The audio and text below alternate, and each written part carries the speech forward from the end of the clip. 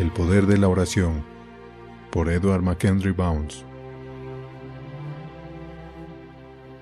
Constantemente nuestra ansiedad llega a la atención para delinear nuevos métodos, nuevos planes, nuevas organizaciones para el avance de la Iglesia y para la propagación eficaz del Evangelio. Esta tendencia nos hace perder de vista al hombre, diluyéndolo en un plan u organización. El designio de Dios, en cambio, consiste en usar al hombre, obtener de él más que de ninguna otra cosa. El método de Dios se concreta en los hombres. La Iglesia busca mejores sistemas. Dios busca mejores hombres. Hubo un hombre enviado de Dios, el cual se llamaba Juan. La dispensación que anunció y preparó el camino para Cristo estaba ligada al hombre Juan. Niño nos es nacido, hijo nos es dado. La salvación del mundo proviene de este hijo del pesebre. Cuando Pablo recomienda el carácter personal de los hombres que arraigaron el Evangelio en el mundo, nos da la solución del misterio de su triunfo. La gloria y eficiencia del Evangelio se apoya en los hombres que lo proclaman. Dios proclama la necesidad de los hombres para usarlos como el medio para ejercitar su poder sobre el mundo, con estas palabras: los ojos de Jehová contemplan toda la tierra, para mostrar su poder a favor de los que tienen corazón perfecto para con él. Esta verdad urgente y vital es vista con descuido por la gente de nuestra época. Lo que es tan funesto para la obra de Dios como sería arrancar el sol de su esfera, pues produciría oscuridad, confusión y muerte. Lo que la Iglesia necesita hoy día no es maquinaria más abundante o perfeccionada, ni nuevas organizaciones, ni métodos más modernos, sino hombres que puedan ser usados por el Espíritu Santo, hombres de oración, poderosos en oración. El Espíritu Santo no pasa a través de métodos, sino de hombres. No desciende sobre la maquinaria, sino sobre los hombres. No unge a los planes, sino a los hombres de oración. Un historiador eminente ha dicho que los accidentes del carácter personal tienen una parte más importante en las revoluciones de las naciones que la admitida por ciertos historiadores filosóficos o políticos. Esta verdad tiene una aplicación plena en lo que se refiere al Evangelio de Cristo, porque el carácter y la conducta de sus fieles seguidores cristianizan al mundo y transfiguran a las naciones y a los individuos. El buen nombre y el éxito del Evangelio están confiados al predicador, pues o entrega el verdadero mensaje divino o la leche la hace perder. Él es el conducto de oro para el aceite divino. El tubo no solo debe ser de oro, además tiene que estar limpio para que nada obstruya el libre paso de aceite, y sin agujeros para que nada se pierda. El hombre hace al predicador, Dios tiene que hacer al hombre. El mensajero, si se nos permite la expresión, es más que el mensaje. El predicador es más que el sermón. Como la leche del seno de la madre no es sino la vida de la madre, así todo lo que el predicador dice está saturado por lo que él es. El tesoro está en vasos de barro, y el sabor de la vasija impregna el contenido y puede hacerlo desmerecer.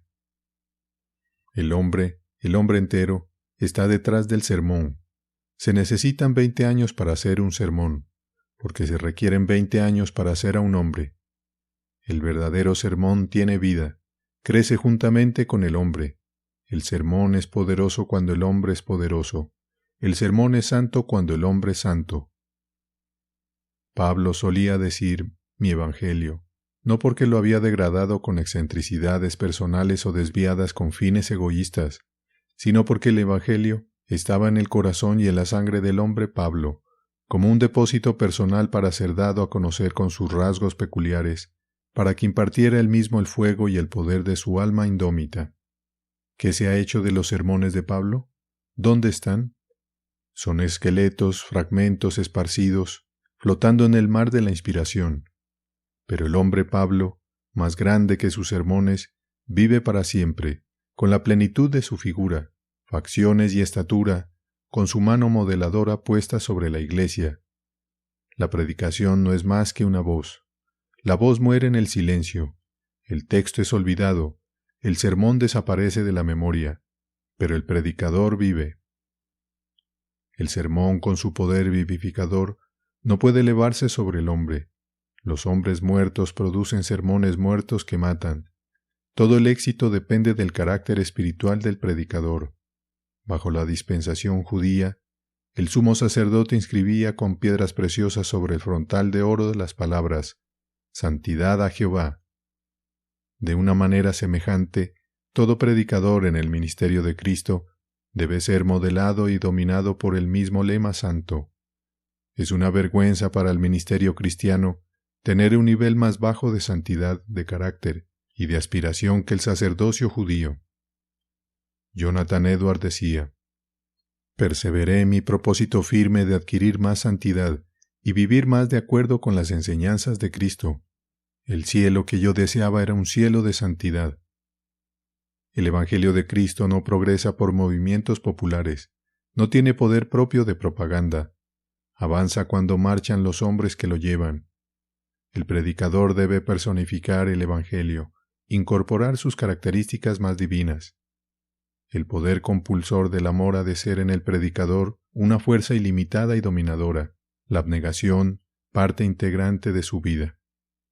Ha de conducirse como un hombre entre los hombres, vestido de humildad y mansedumbre, sabio como serpiente, sencillo como paloma, con las cadenas de un siervo, pero con el espíritu de un rey, su porte independiente y majestuoso, como un monarca, a la vez que delicado y sencillo como un niño.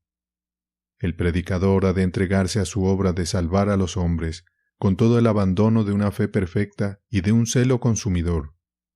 Los hombres que tienen a un cargo formar una generación piadosa han de ser mártires valientes, heroicos y compasivos. Si son tímidos, contemporizadores, ambiciosos de una buena posición, si se adulan o temen a los hombres, si su fe en Dios y en su palabra es débil, si su espíritu de sacrificio se quebranta ante cualquier brillo egoísta o mundano, no podrán conducir ni a la Iglesia ni al mundo hacia Dios. La predicación más enérgica y más dura del ministerio ha de ser para sí mismo. Esta será su tarea más difícil, delicada y completa. La preparación de los 12 fue la obra grande, laboriosa y duradera de Cristo. Los predicadores no son tanto creadores de sermones como forjadores de hombres y de santos, y el único bien preparado para esta obra será aquel que haya hecho de sí mismo un hombre y un santo. Dios demanda no grandes talentos, ni grandes conocimientos, ni grandes predicadores, sino grandes hombres en santidad, en fe, en amor, en fidelidad, grandes para con Dios. Hombres que prediquen siempre por medio de sermones santos en el púlpito y por medio de vidas santas fuera de él. Estos son los que pueden modelar una generación que sirva a Dios. De este tipo fueron los cristianos de la iglesia primitiva, hombres de carácter sólido, predicadores de poder por la oración, molde celestial, heroicos, firmes, esforzados, santos. Para ellos la predicación significaba abnegación, penalidades, crucifixión del yo, martirio. Se entregaron a su tarea de una manera que dejó huellas profundas en su generación y prepararon un linaje para Dios. El hombre que predica tiene que ser el hombre que ora. El arma más poderosa del predicador es la oración, fuerza incontrastable en sí misma, que da vida y energía a todos los demás. El verdadero sermón se forma en la oración secreta.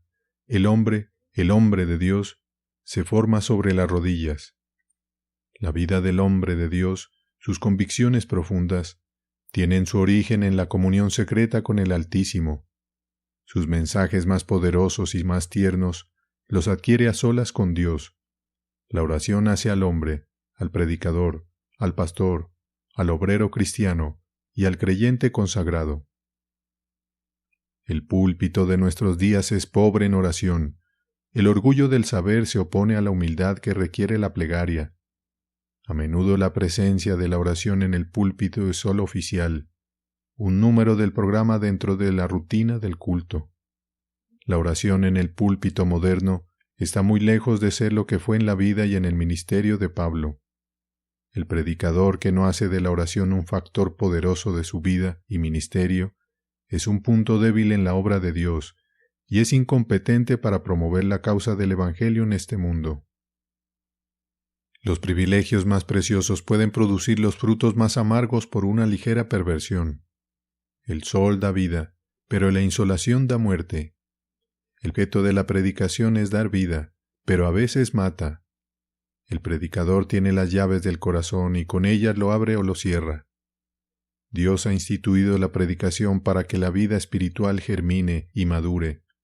Cuando se aplica debidamente, sus beneficios son inmensos.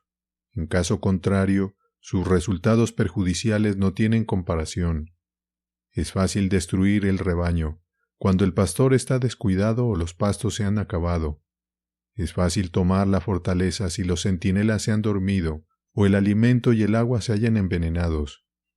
Estando investida de tan espléndidas prerrogativas y expuesta a tan grandes males, encerrando tan graves responsabilidades, sería una parodia de la malignidad del demonio y un libelo de su carácter y reputación si él no usara sus hábiles influencias para adulterar al predicador y su mensaje. En presencia de todo, cabe la pregunta de Pablo: ¿y para estas cosas quién es suficiente? El mismo Pablo contesta: nuestra competencia proviene de Dios, el cual asimismo nos hizo ministros competentes de un nuevo pacto, no de la letra, sino del Espíritu. Porque la letra mata, mas el Espíritu vivifica. El verdadero ministro está influenciado, capacitado y formado por Dios. El Espíritu de Dios unge al predicador con poder. El fruto del Espíritu está en su corazón. El Espíritu de Dios vitaliza al hombre y a la palabra. Su predicación da vida, como la fuente da vida, como la resurrección da vida, vida ardiente como la que produce el verano, vida llena de frutos como el otoño. El predicador que da vida es un hombre de Dios, cuyo corazón tiene sed continua de Dios, cuya alma suspira constantemente por Dios, cuyo ojo es sencillo para con Dios, y quien, por el poder del Espíritu Santo, ha crucificado la carne y el mundo, y su ministerio es como la corriente generosa de un río vivificante. La predicación que mata es la predicación carente de espiritualidad. La habilidad del predicador, en este caso, no proviene de Dios. Otras fuentes no divinas le han dado su energía y estímulo. El Espíritu no se revela ni el predicador ni en su predicación. El mensaje que mata pone en juego muchas fuerzas, pero no son fuerzas espirituales. Pueden parecer como tales, pero no son más que una sombra, un engaño. Parece que tienen vida, pero es una vida magnetizada. La predicación que mata solo se preocupa por la letra. Está bien ordenada y presentada, pero no es más que letra seca, hueca, vacía. Aunque la letra tenga el germen de la vida, le falta para brotar el aliento de la primavera. Es como las semillas del invierno, dura como el suelo, helada como el aire invernal, sin deshielo ni germinación. La predicación de la letra tiene la verdad. Pero aún la verdad divina no tiene energía por sí sola para dar vida. Necesita ser reforzada por el Espíritu, quien se apoya en toda la omnipotencia de Dios. La verdad que no está vivificada por el Espíritu de Dios mata tanto como el error, o aún más. Aunque sea la verdad pura, si carece del Espíritu, su contacto es mortal, su verdad un error, su luz tinieblas. La predicación de la letra no tiene unción del Espíritu. Su contacto es mortal, su verdad un error, su luz tinieblas. La predicación de la letra no tiene unción del Espíritu, no está madurada por él. A veces lleva lágrimas, pero las lágrimas no mueven la maquinaria de Dios. Puede ser como la brisa del verano sobre una montaña de hielo, que solo causa un ligero reblandecimiento en la superficie.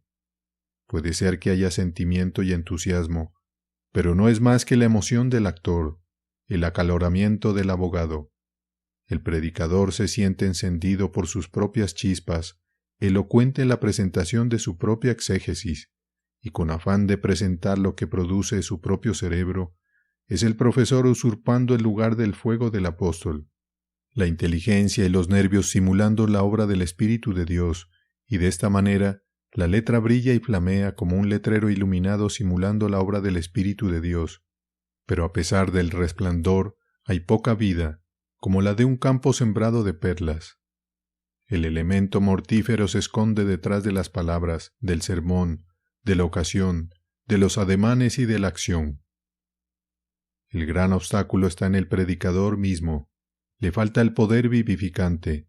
Quizás no haya nada que decir de su ortodoxia, de su honradez, de su pureza, de su sinceridad, pero por alguno que otro motivo, el hombre interior, en lo más íntimo de su corazón, no se ha quebrantado ni se ha rendido a Dios, y por lo tanto, su vida interior no es un camino real por donde puedan pasar el mensaje y el poder de Dios. En el lugar santísimo de su alma domina el yo, y no Dios. En algún punto, inconsistente para el predicador, ha sido tocado su interior, y ha sido cortada la corriente divina. En su ser íntimo no ha sentido la bancarrota espiritual, su completa ineficacia. Nunca ha sabido clamar con voces inefables de desesperación y desamparo hasta conseguir que el fuego y el poder de Dios entren en él y lo llenen, purifiquen y fortalezcan. La vanidad, la confianza propia en alguna forma perniciosa, han profanado el templo que debería estar consagrado a Dios. La predicación que da vida demanda mucho del predicador, la muerte del yo, la crucifixión del mundo, el sufrimiento del alma. Solo la predicación crucificada puede dar vida. Esta predicación solo puede venir de un hombre crucificado. La predicación que mata puede ser ortodoxa, y a veces lo es, dogmática inviolablemente ortodoxa. Nos gusta la ortodoxia, es buena, es mejor, es la enseñanza clara y pura de la palabra de Dios, representa los trofeos ganados por la verdad en sus conflictos con el error, los diques que la fe ha levantado contra las inundaciones desoladores de los que con sinceridad o cinismo no creen o creen equivocadamente, pero la ortodoxia, transparente y dura como el cristal, suspicaz y militante, puede convertirse en mera letra bien formada, bien expresada, bien aprendida, o sea, la letra que mata. Nada es tan carente de vida como una ortodoxia marchita, imposibilitada para especular, para pensar, para estudiar o para orar. No es raro que la predicación que mata conozca y domine los principios, posea erudición y buen gusto, esté familiarizada con la etimología y con la gramática de la letra, y la adorne e ilustre como si se tratara de explicar a Platón y Cicerón, o como el abogado que estudia sus códigos para formar sus alegatos o defender su causa, y sin embargo, ser tan destructora como una helada que mata. La predicación de la letra puede tener toda elocuencia, estar esmaltada de poesía y retórica, sazonada con oración, condimentada con lo sensacional, iluminada por el genio, pero todo esto no puede ser más que una costosa y pesada montadura o las raras y bellas flores que cubren el cadáver. O por el contrario, la predicación que mata muchas veces se presenta sin erudición, sin el toque de un pensamiento o sentimiento vivo, revestida de generalidades insípidas o de especialidades vanas, con un estilo irregular, desaliñado, sin reflejar ni el más leve estudio ni comunión, sin estar hermoseada por el pensamiento, la expresión o la oración. Qué grande y absoluta es la desolación que produce esta clase de predicación, y qué profunda la muerte espiritual que trae aparejada. Esta predicación de la letra se ocupa de la superficie y la apariencia, y no del corazón de las cosas. No penetra las verdades profundas, no se ha compenetrado de la vida oculta de la palabra de Dios. Es sincera en lo exterior, pero el exterior es la corteza que hay que romper para recoger la sustancia. La letra puede presentarse vestida de tal forma que atraiga y agrade, pero la atracción no conduce hacia Dios. El fracaso está en el predicador. Nunca se ha puesto en las manos de Dios como la arcilla en las manos del alfarero. Se ha ocupado del sermón en cuanto a las ideas y su pulimento, los toques para persuadir o impresionar, pero nunca ha buscado, estudiado, sondeado o experimentado las profundidades de Dios. No sabe lo que significa estar frente al trono alto y sublime. No ha oído el canto de los serafines. No ha contemplado la visión ni ha sido sacudido por la presencia de una santidad tan imponente que le haga sentir el peso de su debilidad y maldad después de clamar por la desesperación por ver su vida renovada, su corazón tocado, purificado, inflamado por el carbón vivo del altar de Dios. Es posible que su ministerio despierte simpatías para él, para la Iglesia, para el formulismo y para ceremonias, pero no logra acercar a los hombres a Dios, no promueve una comunión dulce, santa y divina. La Iglesia ha sido retocada, no edificada, complacida, no santificada. Se ha extinguido la vida, un viento helado sopla en el verano, el suelo está endurecido, la ciudad de Dios se convierte en una necrópolis. La Iglesia es un cementerio, no un ejército listo para la batalla. No hay alabanzas, ni plegarias, ni culto a Dios. El predicador y la predicación han prestado ayuda al pecado, y no a la santidad. En vez de poblar el cielo, han poblado el infierno. La predicación que mata es la predicación sin oración. Sin la oración, el predicador crea la muerte y no la vida. El predicador que es débil en la oración es débil también para impartir el poder vivificador. El predicador que ha dejado de considerar la oración como un elemento importante y decisivo para su propio carácter, ha privado a su predicación del poder de dar vida. No falta la oración profesional, pero está apresurada la obra mortal de la predicación. La oración profesional enfría y mata al mismo tiempo la predicación y la plegaria. Gran parte de la falta de devoción y reverencia que muestran las congregaciones cuando se ora puede atribuirse a la oración profesional en el púlpito. Las oraciones en muchos púlpitos son largas, argumentadoras, secas, vacías. Sin unción y sin espíritu, caen como una helada sobre todo el servicio. Son oraciones que matan. Bajo su aliento desaparece todo vestigio de devoción. Cuanto más muertas son, tanto más largas se hacen. Lo que necesitamos son oraciones cortas, vivas, que salgan del corazón, inspiradas por el Espíritu Santo, directas, específicas, ardientes, sencillas y reverentes. Una escuela para enseñar a los predicadores a orar como a Dios agrada sería de más provecho para la verdadera piedad, para el culto y para la predicación que todas las escuelas teológicas. Detengámonos un momento, consideremos, ¿dónde estamos? ¿Qué es lo que hacemos? ¿Predicamos y oramos de tal manera que damos muerte? Oremos a Dios, al gran Dios hacedor de todos los mundos, al juez de todos los hombres. ¡Qué reverencia, qué simplicidad, qué sinceridad! ¡Cuánta verdad se demanda en lo íntimo del corazón! ¡Cuán sinceros y entusiastas debemos ser! La oración a Dios es la ocupación más noble, el esfuerzo más elevado, el objeto más real. No descartaremos para siempre la predicación y la oración que matan, sustituyéndolas por las que dan vida y poder, por las que abren a la necesidad y miseria del hombre los tesoros inextinguibles de Dios. Hay dos tendencias extremas en el ministerio. Una consiste en apartarse de los hombres. El ermitaño y el monje se alejan de sus semejantes para consagrarse a Dios. Por supuesto que han fracasado. Nuestra comunión con Dios solamente es de provecho si derramamos sus bienes inapreciables sobre los hombres. En esta época, ni el predicador ni el pueblo se concentran mucho en Dios.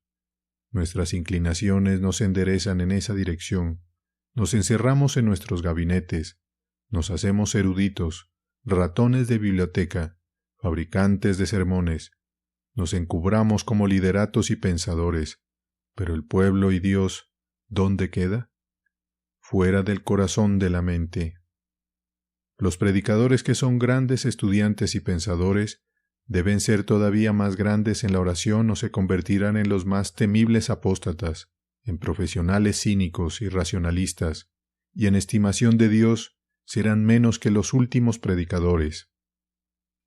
La otra tendencia es de popularizar por completo el ministerio. Entonces el predicador ya no es un hombre de Dios, sino un hombre de negocios, entregado al pueblo. No ora, porque su misión es otra. Se siente satisfecho si dirige al pueblo, si crea interés y una sensación en favor de la religión y del trabajo de la Iglesia. Su relación personal hacia Dios no es factor en su trabajo. La oración en poco o nada ocupa un lugar en sus planes. El desastre y ruina de un ministerio semejante no puede ser computado por la aritmética terrenal. Lo que el predicador es en su oración a Dios, a sí mismo y por su pueblo, así es su poder para hacer un bien real a los hombres, para servir eficientemente y mantener su fidelidad hacia Dios y los hombres por el tiempo y la eternidad. Es imposible para el predicador estar en armonía con la naturaleza divina de su alta vocación si no ora mucho. Es un gran error creer que el predicador, por la fuerza del deber y la fidelidad laboriosa al trabajo y rutina del ministerio, puede conservar su aptitud e idoneidad. Aún la tarea de hacer sermones, incesantemente y exigente, como un arte, como un deber, como una ocupación o como un placer, por la falta de oración a Dios, endurecerá y enajenará el corazón. El naturista pierde a Dios en la naturaleza, el predicador puede perder a Dios en su sermón. La oración renueva el corazón del predicador, lo mantiene en armonía con Dios y en simpatía con el pueblo, eleva su ministerio por sobre el aire frío de una profesión, hace provechosa la rutina y mueve todas las ruedas con facilidad y energía de una unción divina. Spurgeon decía, por supuesto, el predicador tiene que distinguirse entre todos como un hombre de oración. Tiene que orar como cualquier cristiano, o será un hipócrita. Ha de orar más que otro cualquier cristiano, o estará incapacitado para la carrera que ha escogido. Es de lamentar si como ministro no eres muy dado a la oración. Si eres indiferente a la devoción sagrada, no solo es de lamentar por ti, sino por tu pueblo. Y el día vendrá en que serás avergonzado y confundido. Nuestras bibliotecas y estudios son nada en comparación de lo que podemos obtener en las horas de retiro y meditación. Han sido grandes días los que hemos pasado ayunando y orando en el tabernáculo. Nunca las puertas del cielo han estado más abiertas, ni nuestros corazones más cerca de la verdadera gloria. La oración que caracteriza al ministro piadoso no es la que se pone en pequeña cantidad, como la esencia que se usa para dar sabor agradable, sino que la oración ha de estar en el cuerpo, formando la sangre y los huesos. La oración no es un deber sin importancia que podamos colocar en un rincón. No es el hecho confeccionado con los fragmentos de tiempo que hemos arrebatado a los negocios y a otras ocupaciones de la vida, sino que exige de nosotros lo mejor de nuestro tiempo y de nuestra fuerza. Este precioso tiempo no ha de ser devorado por el estudio, por las actividades de los deberes ministeriales, sino ha de ser primero la oración, y luego los estudios y actividades, para que éstos sean renovados y perfeccionados por aquella. La oración que tiene influencia en el ministerio debe afectar toda la vida. La oración que transforma el carácter no es un rápido pasatiempo. Ha de penetrar tan fuertemente en el corazón y en la vida como los ruegos y súplicas de Cristo, con gran clamor y lágrimas. Debe derramar el alma como en un supremo anhelo como Pablo. Ha de tener el fuego y la fuerza de la oración eficaz de Santiago. Ha de ser de tal calidad que cuando se presente ante Dios en el incensario de oro, efectúe grandes revoluciones espirituales. La oración no es de pequeño hábito, que se nos ha inculcado cuando andábamos cogidos al delantal de nuestra madre, ni tampoco el cuarto de minuto que decentemente dedicamos para dar las gracias a la hora de la comida, sino que es un trabajo serio para los años de más reflexión. Debe ocupar más de nuestro tiempo y voluntad que las más hermosas festividades. La oración que tiene tan grandes resultados en nuestra predicación merece que se le consagre lo mejor. El carácter de nuestra oración determinará el de nuestra predicación. Una predicación ligera proviene de una oración de la misma naturaleza. La oración da a la predicación fuerza, unción y determinación. En todo ministerio de calidad, la oración ha tenido un lugar importante. El predicador ha de ser eminentemente un hombre de oración, graduado en la escuela de la plegaria. Solo allí puede aprender su corazón a predicar. Ningún conocimiento puede ocupar el lugar de la oración. No puede suplirse su falta con el entusiasmo, la diligencia o el estudio. Hablar a los hombres de parte de Dios es una gran cosa, pero es más hablar a Dios por los hombres. Nunca podrá el predicador transmitir el mensaje de Dios si no ha aprendido a interceder por los hombres. Por esto las palabras sin oración que dirija en el púlpito o fuera de él son palabras muertas. La oración en la vida, en el estudio, en el púlpito del predicador, ha de ser una fuerza conspicua y que a todo trascienda. No debe tener un lugar secundario, ni ser una simple cobertura. A él le es dado pasar con su Señor la noche orando a Dios. Para que el predicador se ejercite en la oración sacrificial, es necesario que no pierda de vista a su Maestro, quien levantándose muy de mañana, siendo aún muy oscuro, salió y se fue a un lugar desierto y allí oraba. El cuarto de estudio del predicador ha de ser un altar, un Betel, donde le sea revelada la visión de la escala hacia el cielo, significando que los pensamientos antes de bajar a los hombres han de subir hasta Dios, para que todo el sermón esté impregnado de la atmósfera celestial, de la solemnidad que le ha impartido la presencia de Dios en el estudio. Como la máquina no se mueve sino hasta que el fuego está encendido, así la predicación, con todo su mecanismo, perfección y pulimento, está paralizada en sus resultados espirituales, hasta que la oración arde y crea el vapor. La forma, la hermosura y la fuerza del sermón es como una paja, a menos que no tenga poderoso impulso de la oración en él, a través de él y tras él. El predicador debe por la oración poner a Dios en el sermón. El predicador, por medio de la oración, acerca a Dios al pueblo antes de que sus palabras hayan movido al pueblo hacia Dios. El predicador ha de tener audiencia con Dios antes de tener acceso al pueblo. Cuando el predicador tiene abierto el camino hacia Dios, con toda seguridad lo tiene abierto hacia el pueblo. No nos cansamos de repetir que la oración, como un simple hábito, como una rutina que se practica de forma profesional, es algo muerto. Esta clase de oración no tiene nada que ver con la oración por la cual abogamos. La oración que deseamos es la que reclama y enciende las más altas cualidades del predicador. La oración que nace de una unión vital con Cristo y de la plenitud del Espíritu Santo, que brota de las fuentes profundas y desbordantes de compasión tierna y de una solicitud incansable por el bien eterno de los hombres, de un celo consumidor por la gloria de Dios, de una convicción completa de la difícil y delicada tarea del predicador y de la necesidad imperiosa de la ayuda más poderosa de Dios. La oración basada en estas convicciones solemnes y profundas es la única oración verdadera.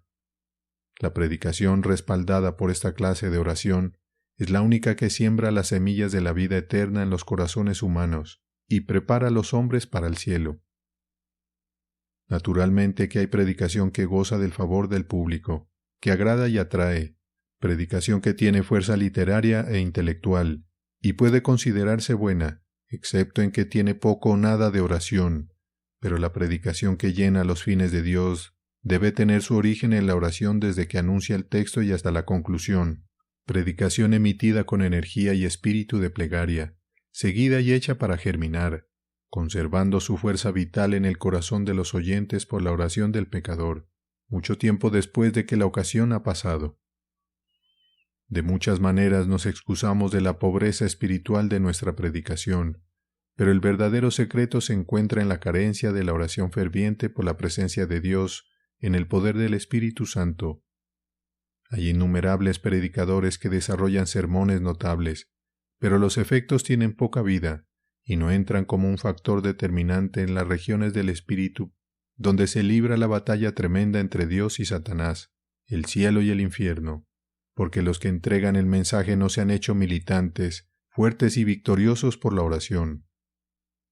Los predicadores que han obtenido grandes resultados para Dios son los hombres que han insistido cerca de Dios antes de aventurarse a insistir cerca a los hombres. Los predicadores más poderosos en sus oraciones son los más eficaces en sus púlpitos. Los predicadores son seres humanos y están expuestos a ser arrebatados por las corrientes del mundo.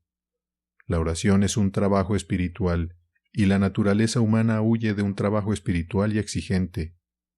La naturaleza humana gusta de bogar hacia el cielo, con un viento favorable y un mar tranquilo. La oración hace a uno sumiso, abata el intelecto y el orgullo, crucifica la vanagloria y señala nuestra insolvencia espiritual. Todo esto es difícil de sobrellevar para la carne y la sangre. Es más cómodo no orar que hacer abstracción de aquellas cosas.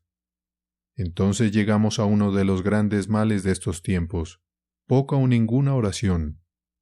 De estos dos males quizá el primero sea el más peligroso que el segundo. La oración escasa es una especie de pretexto, de subrefugio para la conciencia, una farsa y un engaño. El poco valor que le damos a la oración está evidenciado por el poco tiempo que le dedicamos. Hay veces que el predicador solo le concede los momentos que le han sobrado. No es raro que el predicador ore únicamente antes de acostarse, con su ropa de dormir puesta, añadiendo si acaso una rápida oración antes de vestirse por la mañana. Cuán débil, vana y pequeña es esta oración comparada con el tiempo y energía que dedicaron a la misma algunos santos varones de la Biblia y fuera de la Biblia. Cuán pobre e insignificante es nuestra oración, mezquina e infantil frente a los hábitos de los verdaderos hombres de Dios en todas las épocas. A los hombres que creen que la oración es un asunto principal y dedican el tiempo que corresponde a una apreciación tan alta de su importancia, confía a Dios las llaves de su reino, obrando por medio de ellos maravillas espirituales en este mundo.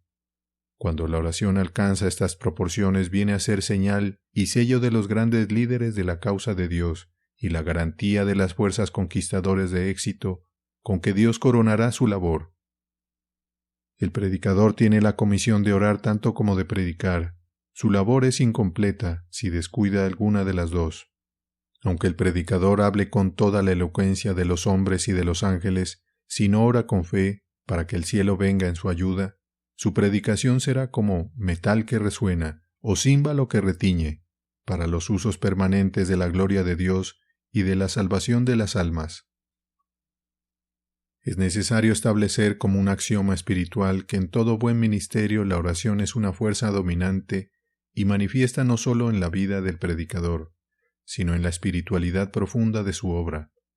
Un ministro puede ser todo lo dedicado que quiera sin oración, asegurar fama y popularidad sin oración, toda la maquinaria de la vida y obra del predicador puesta en movimiento, sin el aceite de la oración, o con un poco apenas para engrasar alguno de los dientes de las ruedas.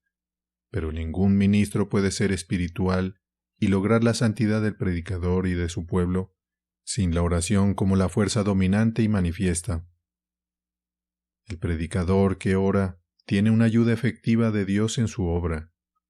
Dios no muestra su presencia en la obra del predicador como cosa natural o en principios generales, sino que viene por la oración urgente y especial.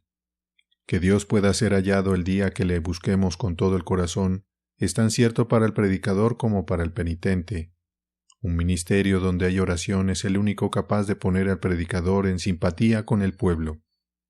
La predicación le liga tanto a lo humano como a lo divino. Solo el ministerio donde hay oración es idóneo para los altos oficios y responsabilidades de la predicación. Los colegios, el saber, los libros, la teología, la predicación, no pueden hacer por el predicador lo que hace la oración. La comisión para predicar dada a los apóstoles fue una hoja en blanco hasta que no la llenó el Pentecostés pedido en oración. Un ministro devoto ha ido más allá de las regiones de lo popular. Es más que un hombre ocupado de actividad mundana, de atractivo en el púlpito. Ha ido más allá del organizador o director eclesiástico, hasta alcanzar lo sublime y poderoso, lo espiritual. La santidad es el producto de su obra. Los corazones y vidas transfiguradas son el blasón de la realidad de su trabajo, de su naturaleza genuina y substancial. Dios está con él. Su ministerio no se proyecta sobre principios mundanos o superficiales. Tiene grandes reservas y conocimientos profundos de los bienes de Dios. Su comunión frecuente e íntima con Dios de su pueblo y la agonía de su espíritu luchador le han coronado como un príncipe en el reino de Dios. El hielo del simple profesional se ha derretido con la intensidad de su oración. Los resultados superficiales del ministerio de algunos, la inercia del de otros, tienen que explicarse en la falta de oración. Ningún ministerio puede alcanzar éxito sin mucha oración, y esta oración debe ser fundamental, constante y creciente. El texto, el sermón, han de ser consecuencia de la oración. Su cuarto de estudio ha de estar bañado en oración. todos los actos impregnados de su espíritu. Lamento haber orado muy poco. Fue la expresión de pesadumbre que tuvo en su lecho de muerte uno de los escogidos de Dios, remordimiento que nos entristece tratándose de un predicador. Deseo una vida de muy grande, profunda y verdadera oración, decía otro predicador notable. Que esto digamos todos, y para ello nos esforcemos. Los genuinos predicadores de Dios se han distinguido por esta gran característica. Han sido hombres de oración. A menudo difieren en algunos rasgos, pero han coincidido en el requisito central. Quizás han partido de diferentes puntos y atravesado distintos caminos, pero están unidos en oración. Para ellos Dios fue el centro de atracción y la oración ha sido la ruta que los ha conducido a Él. Estos hombres no han orado ocasionalmente, ni en cortas proporciones a horas regulares, sino que sus oraciones han penetrado y formado sus caracteres, han afectado sus propias vidas y la de los otros, y han formado la historia de la Iglesia e influenciado la corriente de los tiempos. Han pasado mucho tiempo en oración, no porque lo marcaran en la sombra del reloj o las manecillas de un reloj moderno, sino porque para ellos fue una ocupación tan importante y atractiva que difícilmente la abandonaban. La oración para ellos ha sido, como fue para Pablo, un ardiente esfuerzo del alma. Lo que fue para Jacob, haber luchado y vencido. Lo que fue para Cristo, gran clamor y lágrimas. La oración eficaz ha sido el arma más poderosa de los soldados más denodados de Dios, orando en todo tiempo con toda oración y súplica en el Espíritu, y velando en ello con toda perseverancia y súplica por todos los santos. Lo que se dice de Elías respecto de que era un hombre sujeto a pasiones semejantes a las nuestras, y oró fervientemente para que no lloviese, y no llovió sobre la tierra por 3 años y 6 meses, y otra vez oró, y el cielo dio lluvia, y la tierra produjo su fruto, incluye a todos los profetas y predicadores que han guiado hacia Dios la generación en que han vivido, dando a conocer el instrumento por el que han hecho maravillas. Aunque muchas oraciones privadas, por su propia naturaleza han de ser cortas, aunque la oración pública, como regla, debe ser condensada, aunque tiene su valor y lugar la oración breve, sin embargo en nuestras comuniones privadas con Dios, el tiempo tiene un valor esencial. Mucho tiempo pasado con Dios es el secreto de la oración eficaz. La oración que se convierte en una fuerza poderosa es el producto mediato e inmediato de largas horas pasadas con Dios. Nuestras oraciones pequeñas deben su alcance y eficiencia a las extensas que han precedido. Una oración corta no puede ser eficaz si el que la hace no ha tenido una lucha continua con Dios. La victoria de la fe de Jacob no se hubiera efectuado sin esa lucha de toda la noche. No se adquiere el conocimiento de Dios con pequeñas e inopinadas visitas. Dios no derrama sus dones sobre los que vienen a verlo por casualidad o con prisa. La comunión constante con Dios es el secreto para conocerle y para tener influencia con Él. El Señor cede ante la persistencia de una fe que le conoce. Confiere sus bendiciones más ricas sobre los que manifiestan su deseo y estima de estos bienes, tanto por la constancia como por el fervor de su importunidad. Cristo, que en esto como en todo es nuestro modelo, pasó noches enteras en oración. Su costumbre era orar. Tenía un lugar habitual de oración. Largos periodos de tiempo en oración formaron su historia y su carácter. Pablo oraba día y noche. Daniel, en medio de importantes ocupaciones, oraba 3 veces al día.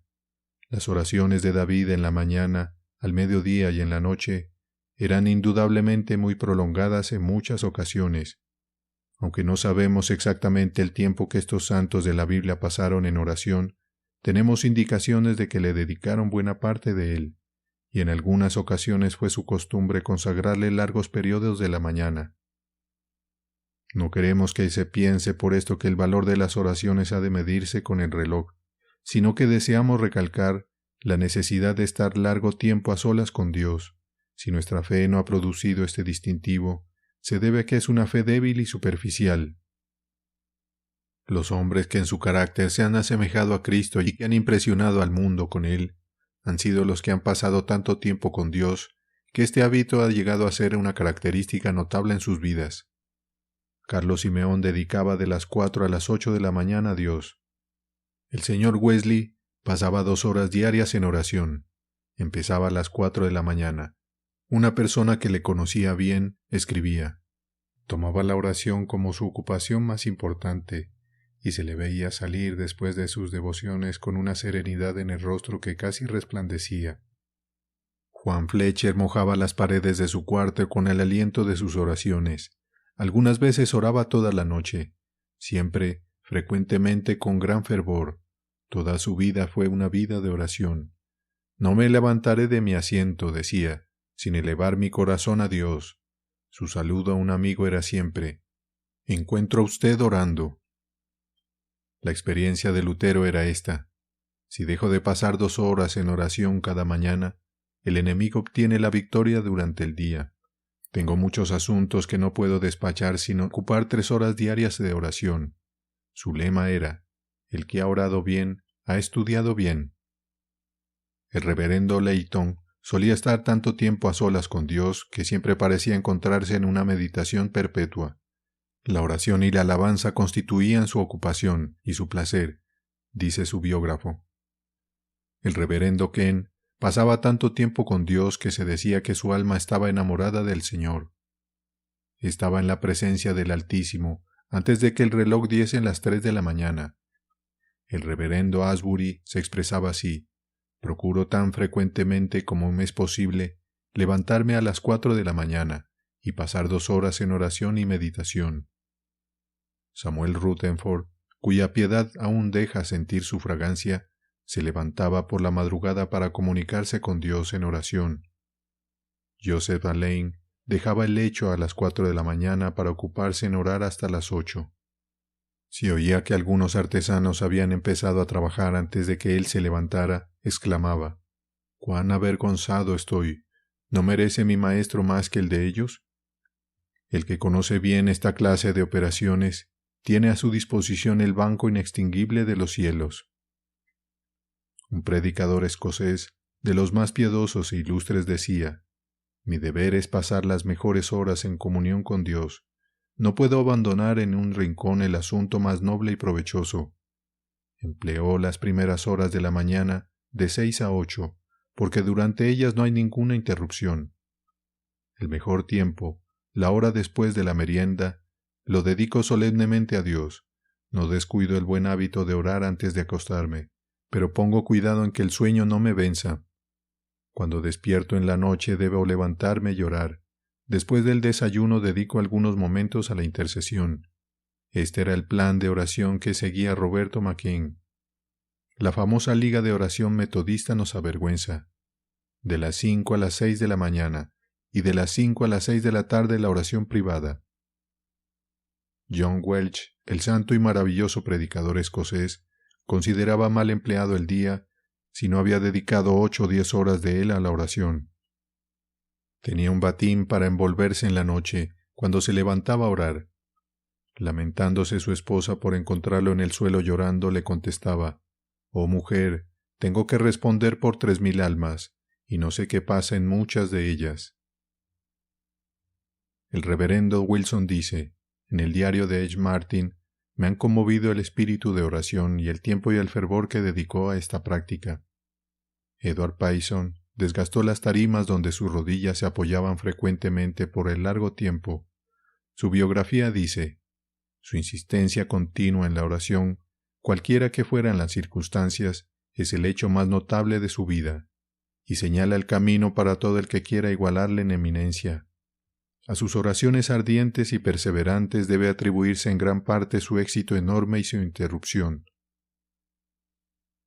Ten resoluciones en su causa, haz todos los esfuerzos posibles para sostenerla. Considera que tu tiempo es corto y que no debes permitir que otros asuntos y compañías te separen de tu Dios. Imposible, decimos. Son instrucciones fanáticas. Pero el Dr. Hudson hizo impresión en un imperio a favor de Cristo y puso los fundamentos del reino de Dios, en imperecedero granito, en el centro de Birmania. Tuvo éxito. Fue uno de los pocos hombres que conmovieron poderosamente el mundo a favor de Cristo. Otros más favorecidos en dones, genio e ilustración nos han hecho la misma impresión. Su trabajo religioso ha sido como las huellas de paso en la arena, pero Él ha grabado su obra sobre granito. La explicación de su profundidad y resistencia se encuentra en el tiempo que dedicó a la oración. Esta lo mantuvo al rojo vivo, y Dios le impartió un poder permanente. Nadie puede hacer una obra grande y perdurable si no es un hombre de oración, y no se puede ser un hombre de oración sin dedicar mucho tiempo a esta devoción. ¿Es cierto que la oración es simplemente el cumplimiento de un hábito insensible y mecánico, que es una práctica sin importancia a la cual estamos acostumbrados hasta que la convertimos en algo insípido, mezquino y superficial? ¿Es cierto que la oración es, como se presume, algo como un juego semipasivo del sentimiento que brota lánguidamente durante los minutos a las horas de ocio? El canónigo Lidon continúa: que den la respuesta a los que realmente han orado. Ellos algunas veces describen la oración como la lucha que sostuvo el patriarca Jacob con un poder invisible, lucha que puede prolongarse frecuentemente en una vida fervorosa hasta las altas horas de la noche o aún hasta que rompa el día. En otras ocasiones se refiere a la intercesión de Pablo como una lucha concertada. Cuando han orado han tenido los ojos fijos en el gran intercesor de la noche en Getsemaní, en las grandes gotas de sangre que caían en el suelo en aquella agonía de resignación y sacrificio. La importunidad es la esencia de la oración eficaz. La importunidad no significa dejar vagar la mente, sino tener una obra sostenida. Por medio de la oración, especialmente, el reino de los cielos sufre violencia, y los valientes lo arrebatan. Como dijo el reverendo Hamilton, ningún hombre podrá hacer mucho bien con la oración si no comienza por mirarla a la luz de una obra para la cual se prepara o en la que persevera con el afán de ponernos en asuntos que en nuestro concepto son más interesantes y más necesarios. Los hombres que han hecho para Dios una buena obra en el mundo son los que han estado desde temprano sobre sus rodillas. El que desperdicia lo mejor de la mañana, su oportunidad y frescura en otras ocupaciones que buscar a Dios, hará pocos progresos para acercarse a Él en el resto del día. Si Dios no ocupa el primer lugar en nuestros esfuerzos y pensamientos por la mañana, ocupará el último lugar en lo restante del día. Detrás de este levantarse temprano para orar, se encuentra el deseo ardiente que nos impulsa a comunicarnos con Dios. El descuido demostrado por la mañana es indicio de un corazón indiferente. El corazón que se retrasa para buscar a Dios por la mañana ha perdido su agrado en él. David tenía hambre y sed de Dios, y por esto lo buscaba temprano, antes del alba. El lecho y el sueño no encadenaban su alma en su afán de buscar a Dios. Cristo ansiaba la comunión con el Padre, y por eso antes de que amaneciera se iba al monte a orar. Los discípulos, cuando despertaban avergonzados por su negligencia, sabían dónde encontrarlo. Si recorremos los nombres de los que han conmovido al mundo a favor de las causas piadosas, encontramos que buscaron a Dios muy de mañana.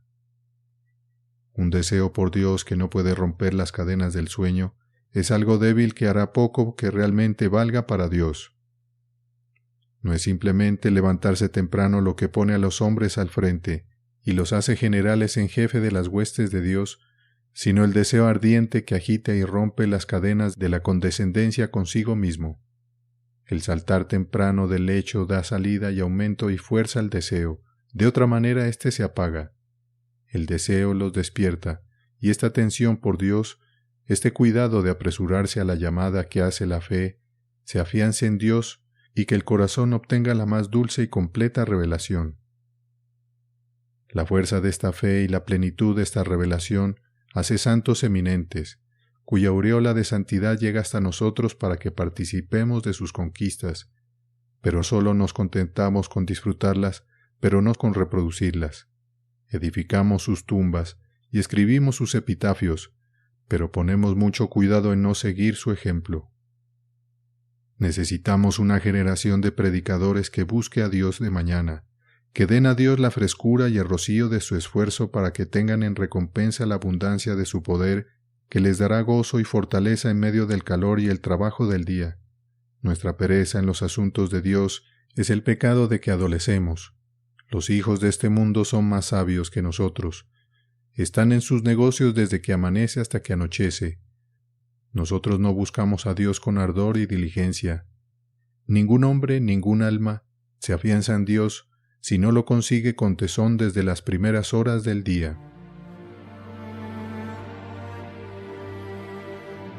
El poder de la oración, por Edward MacKendry Bones.